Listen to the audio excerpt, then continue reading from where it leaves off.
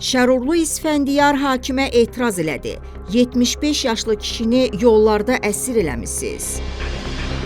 Şərur MTK-nın sahibi İsfəndiyar Axundov məhkəmədə ona söz verilməsi üçün icazə istəyərək deyib ki, həmin vaxt mənə çoxlu şikayətlər gəlirdi. Biri qazi, biri şəhid ailəsi idi. Hamısı narazı idi. Ona görə də əsəbləşib bir-iki cümlə nəsə demişəm. Möhtərəm hakim, mən sizdən narazıyam. 75 yaşlı kişini məhkəmə yollarında əsir eləmisiniz. Yaşımla əlaqədar hiddətlənib bir-iki cümlə demişəm, ona görə də mənə belə əziyyət verirsiniz. Zərərçəkənin vəkili Asim Abbasov ekspertin rəyinə etiraz eləyərək onun qərəzli olduğunu bildirir. Proses mütəxəssis rəyinin məhkəməyə təqdim olunması üçün noyabrın 20-sinədək təxirə salınıb.